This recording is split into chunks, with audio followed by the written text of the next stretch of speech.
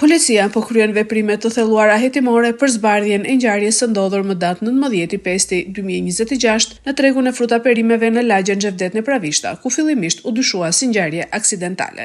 Si rezultat i veprimeve hetimore, identifikohet dhe shpallet në kërkim një shtetas i dyshuar si autori i zjarrvënies, ndërsa vijon puna për identifikimin e një shetasi tjetër të përfshirë në ngjarje.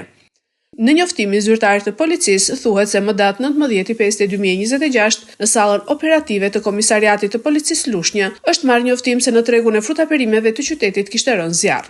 Menjëherë në vend ngjarje kanë shkuar shërbimet e policisë dhe ato zjarrfikse, të cilat brenda pak orësh bën të mundur shuarjen e flakëve.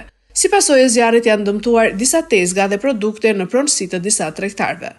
Fillimisht u dyshua se zjarri ishte shkaktuar nga një shkëndij elektrike, por në vijim të veprimeve të thelluara hetimore të kryera nga grupi hetimor në drejtimin e prokurorisë, u bë i mundur identifikimi dhe shpallja në kërkim e shtetasit KÇ, banues në Durrës, i dyshuar si njëri prej autorëve të zjarrvënies.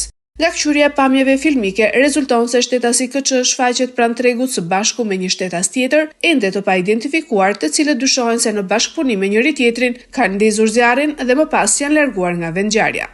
Policia po vijon punën për kapjen e shtetasit KÇ, si dhe për identifikimin dhe kapjen e shtetasit tjetër që shfaqet në pamjet filmike. Materialet procedurale ju referuan prokurorisë për veprimet të mëtejshme.